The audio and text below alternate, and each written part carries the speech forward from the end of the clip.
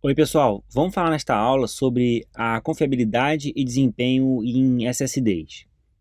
Lembrando que a gente está falando no contexto de memória flash e mais ainda naquelas estruturas NAND. Bom, a gente já viu que no SSD a gente não tem as partes móveis. Então, a gente tem uma maior confiabilidade do que discos magnéticos.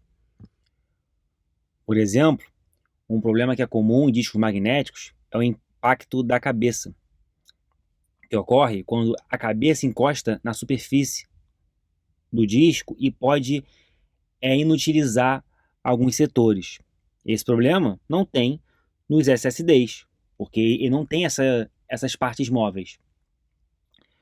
Por outro lado, a gente tem aquele problema de desgaste que a gente já viu. Se a gente fizer sucessivas operações de apagar e de programar numa mesma página, essa página pode acabar sendo inutilizada. Por quê? Porque isso vai incrementar o nível de carga na porta flutuante e, ao longo do tempo, torna-se difícil de diferenciar o nível 0 do nível 1 nessa página. Além disso, a gente tem outros desafios nos SSDs. Tem um problema chamado de distúrbio de programação e de leitura. E a gente vai falar muito pouco desse problema aqui nas nossas aulas, mas quando a gente faz leitura ou programação numa determinada página, isso pode acabar alterando algumas páginas vizinhas. Então a gente tem que tomar cuidado com isso também. E problemas de desempenho. Tempo de leitura escrita, como a gente já viu, né, que pode levar muito tempo para escrever algum dado, porque precisa ter que apagar blocos, ter que mover páginas, isso pode levar a problemas de desempenho. E um outro desafio é a compatibilidade reversa. Os sistemas de arquivos, sistemas operacionais, eles usam uma interface de disco magnético. Você solicita um bloco lá, que é um pedaço do disco, né? Não vamos falar bloco, porque pode fazer confusão com os blocos que a gente está falando aqui no SSD, mas a gente solicita uma parte do disco e ele vai retornar essa parte para o sistema operacional ler, para o sistema de arquivos ler. E a gente precisa oferecer no SSD uma interface similar, para que a gente não precise ter que reprogramar todo o sistema operacional, todos os sistemas de arquivos para considerarem o disco SSD. É lógico, tem sistemas de arquivos que já consideram o disco SSD, mas a ideia é ter uma interface que ofereça uma certa compatibilidade reversa com sistemas de arquivos e sistemas operacionais que não consideram o disco SSD. Tá? Mas antes de falar sobre a compatibilidade reversa, vamos relembrar alguns conceitos. A gente viu lá, quando a gente falou sobre os dispositivos magnéticos, né, que o driver do disco ele vai oferecer uma interface de blocos, lembrando sempre, né, bloco aqui não é a mesma coisa do bloco do SSD, mas uma interface de blocos, que é um pedaço do disco, para o sistema de arquivos e para o sistema operacional em geral. Então, como essa interface de blocos, eu não quero ter que modificar tanto essa interface assim, eu tenho que oferecer no SSD uma certa compatibilidade reversa. Então, eu quero ainda permitir que o sistema de arquivos ele solicite um determinado bloco do meu disco e eu retorne esse bloco para ele. E eu faço a leitura que tem que fazer, faço a escrita que tem que fazer. Então, é importante a gente oferecer essa abstração para as camadas superiores do sistema de arquivos e dos sistemas operacionais. Antes de falar como o SSD fornece essa interface, vamos fazer uma definição de uma nomenclatura. Agora, a gente vai precisar falar de página lógica e física para diferenciar o que é pedido para o SSD e o que o SSD ele manipula de fato. Então, vamos pensar o seguinte: o sistema de arquivo ou algum outro programa que faça solicitações ao SSD, ele vai fazer solicitação de uma página lógica. Essa que vai ser a abstração vista, por exemplo, pelo sistema de arquivos.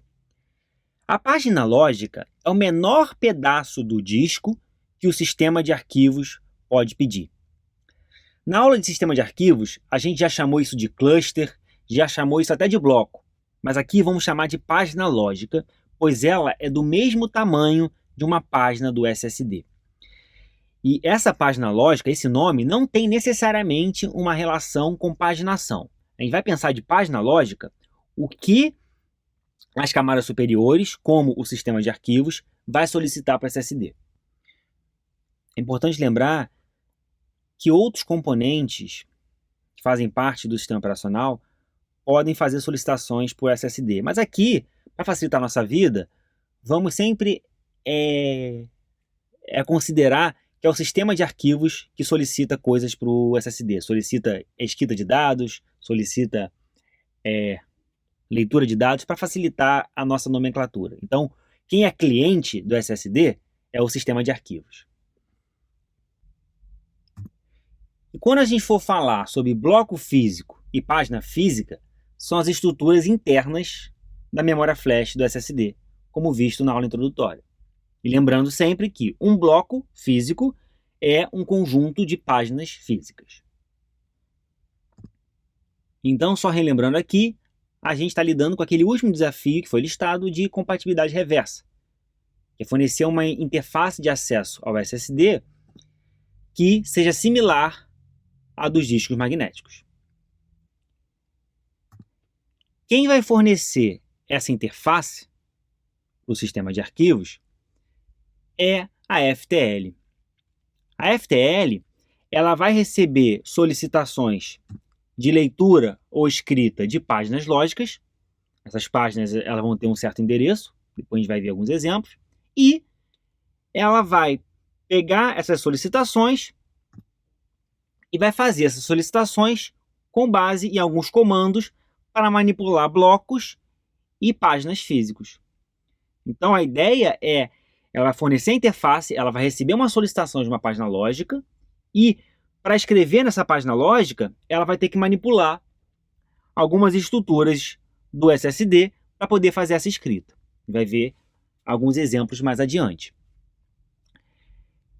E a FTL, além de fornecer uma interface de blocos lógicos, ela vai lidar com questões de confiabilidade e desempenho do SSD, que fazem parte daqueles outros desafios que listamos anteriormente.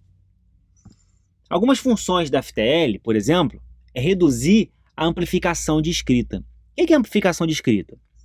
É a razão entre o total de escritas em bytes que foram realizadas no SSD e o total de escritas que foram realmente solicitadas. Que a gente já viu que para escrever uma determinada página, talvez a gente precise fazer mais coisa do que simplesmente escrever nessa página. A gente tem que escrever em outras páginas para poder apagar seu bloco. Tem várias outras operações que a gente tem que fazer. Então, a ideia da FTL é reduzir a quantidade de escritas para escrever uma página. O ideal é que essa razão seja 1.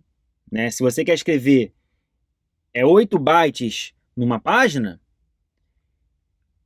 o que tem que ser escrito de fato no SSD são 8 bytes. Mas, pela característica da estrutura do SSD, muitas vezes isso não é possível. Muitas vezes essa amplificação vai ser maior do que 1. Mas a gente vai querer manter o máximo possível essa amplificação próxima de 1. Algo também que a FTL faz é o nivelamento do desgaste. Ela vai espalhar as escritas pelo dispositivo para evitar que um bloco físico específico se desgaste. Lembra que a gente já falou que se a gente escreve muito num determinado bloco, esse bloco vai ter problemas ao longo do tempo, porque a carga dele vai aumentar e vai ser difícil a gente diferenciar o 1 do 0 nesse bloco, e aí esse bloco ele vai ser inutilizado. Se a gente espalhar a escrita por vários blocos, não sempre escrever no mesmo bloco, a gente faz um nivelamento do desgaste. A gente meio que desgasta o disco de forma uniforme. Com isso, ele vai durar muito mais tempo. E também, uma das funções da FTL é minimizar o distúrbio de programação de leitura, aquele problema que a gente viu, que uma programação em uma página pode afetar as outras. Para evitar isso, geralmente o que a gente faz é fazer uma programação sequencial das páginas do bloco. Você começa pelas páginas de número menor e vai fazendo a programação para páginas de número maior. Mais uma vez, não vamos entrar em detalhes, mas é uma das funções da FTL. Antes de vermos soluções que são empregadas na FTL de um SSD, vamos ver uma abordagem ruim para ela, que é o mapeamento direto. E a gente vai entender os desafios que a FTL tem. Vamos supor, para exemplificar, um SSD hipotético que tem apenas 3 blocos físicos e cada bloco tenha 4 páginas. Aqui a gente pode ver em azul as páginas válidas, aquelas páginas que já foram programadas, que tem algum conteúdo válido, e em cinza são as páginas apagadas, aquelas páginas que a gente pode inserir informações nela. Bom, no mapeamento direto, o sistema de arquivos faz a solicitação de uma página lógica de número 7, e essa página lógica de número 7, ela corresponde à página física de número 7. Lembrando que a página lógica aqui, para o nosso caso, sempre tem o mesmo tamanho da página física. Lembrando que essa nomenclatura a gente está usando para simplificar a nossa vida e não tem nada a ver com paginação. Então, é um mapeamento direto. A página lógica 7 representa a página física 7. A leitura nesse tipo de FTL é muito simples. Você solicita uma página lógica N para o SSD e ele vai ler para você a página física N. A escrita é um pouco mais complicada, já que antes de programar uma página, é necessário apagar todo o seu bloco. Então, quando solicita-se uma página lógica N para a FTL, ela vai ter que ler todo o bloco físico no qual a página está, vai ter que apagar todo esse bloco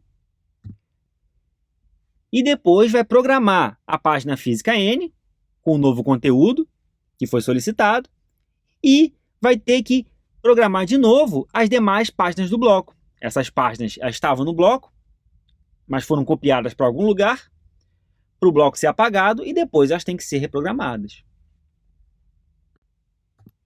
Ou seja, nesse exemplo, para escrever na página física 4, é necessário apagar e programar também todas as outras páginas do seu bloco. Já que para escrever uma página é necessário realizar a leitura e escrita das demais páginas do bloco, eu tenho uma alta amplificação de escritas. Aqui para escrever uma página, eu precisei escrever mais 3. Precisei apagar e, além disso, precisei escrever mais 3. E esse problema, claro, ele se agrava ao se aumentar o número de páginas por bloco, já que todas as páginas do bloco precisam ser manipuladas na escrita de uma única página. E isso pode tornar a escrita de uma página ainda mais lenta do que em discos magnéticos. Então, esse mapeamento direto, ele é inviável nesse caso, porque ele, para blocos com muitas páginas, vai levar muito tempo para escrever uma única página.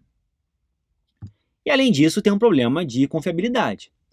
Se uma página lógica N é frequentemente escrita, a página física N será também frequentemente escrita. Isso quer dizer que é o seguinte: o bloco da página física N também será frequentemente escrito, já que para manipular a página física N tem que manipular todas as páginas do bloco. E aí isso vai levar a um desgaste rápido do bloco e possível perda de dados. Então, a ideia aqui desta aula é só discutir essa confiabilidade e desempenho em SSDs. A gente viu que quem é responsável por isso é a FTL. A gente viu também que o mapeamento direto, uma página lógica N ser mapeada diretamente numa página física N, não é uma boa ideia, porque a gente tem problemas de confiabilidade e desempenho nessa abordagem. E aí a ideia agora é ver soluções que sejam realmente eficientes. A leitura obrigatória está aqui.